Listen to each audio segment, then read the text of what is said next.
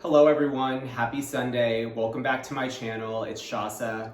I'm here to bring you a fragrance review. I know it's been a while. Lots of change, just lots going on in general, so I apologize for not uploading videos more consistently. But before we jump into the video, I do want to say thank you so much to those of you that have been so supportive of the channel. Thank you for all your kind comments, all of your kind remarks on my videos. That is truly one of the reasons as to why I continue to put these videos out. I've just gotten such a great, warm, welcoming response to them from people all over, and thank you so much. Yeah, I hope that I will be able to get back into doing these more regularly, and I'm kind of in a new space since I just moved a few weeks ago, so I'm trying to figure out what my setup is going to look like as far as lighting and all that is concerned, but for the time being, this is it. So without further ado, let's jump right into the fragrance. Today we're going to be looking at a fragrance that has become one of my new obsessions, and that fragrance is called Sweet Morphine by Nihilo Paris. Get a little closer there so you guys can see the bottle. It's this beautiful flacon. I love Nihilo's packaging. And then the perfume itself is this beautiful, deep, kind of ruby colored liquid. Just stunning. And let me tell you, the fragrance itself smells just as good as the actual vessel appears. So Sweet Morphine was released in 2016 from Nihilo. And if you've watched any of my other videos on this channel, you know that Nihilo is no stranger to the topics that I cover.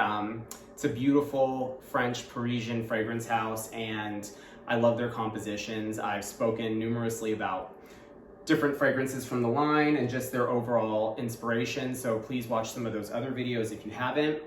But this fragrance came out in 2016. It was done by a perfumer named Natalie Graziasetto, and according to the brand's bio on this artist, she is an artist or a perfumer that really specializes specifically in magnifying floral notes, and she usually does this by placing floral as the heart note in a composition, and then she creates this kind of elemental contrast by either putting very light, kind of crisp opening notes or top notes into the fragrance against these very contrasting, rich, kind of darker tones with more grounding notes in the base of the fragrance. But floral is usually always in the center, and then she always creates contrast by incorporating these different elements of both light and more opaque. And I love this scent. The brand refers to it as a guilty pleasure. So let's go ahead and test a little bit out on the skin, and then we'll jump into notes. So this fragrance comes from a sub-collection within Nihilo's entire perfume range called the Les Interdits collection. And this collection is all about subversive, playful, flirtatious fragrances. And let me tell you, right off the bat, you definitely get that with Sweet Morphine. This is a very playful scent, you know? And you get bergamot and lilac on the opening of the fragrance. So you get these very light, fresh kind of floral notes alongside with the crisp kind of citrus feel of bergamot. Really nice opening on this scent. And then that quickly begins to develop into the heart of the fragrance, which reveals iris and then mimosa absolute, two other very beautiful floral notes that give the scent a very rich, gradient floral depth. I love this fragrance. You know, it's like, even though the scent is pretty floral intense, you have the lilac, you have the iris, you have the mimosa, this fragrance doesn't necessarily translate as just being, you know, a woman type fragrance. You know, I'm a firm believer that all fragrances are unisex. It doesn't matter if you're a guy that likes to wear a floral scent, rock that fragrance. But this one just doesn't obviously translate as being just like a woman's fragrance because of the floral notes. I definitely feel like it has a very unisex vibe. I could see a guy in this scent as well.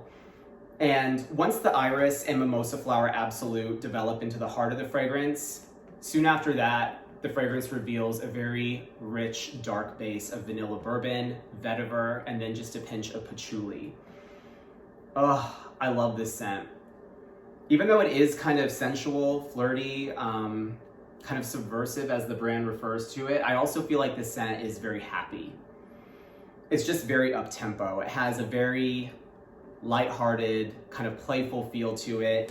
You know, to me, it's like with the sweetness of the vanilla bourbon against the really lush floral notes, you almost get this feeling of flowers and candy. And don't take that too literal. I'm not saying the fragrance is super sweet, even though the name is Sweet Morphine. It's actually not crazy, crazy sweet in my opinion.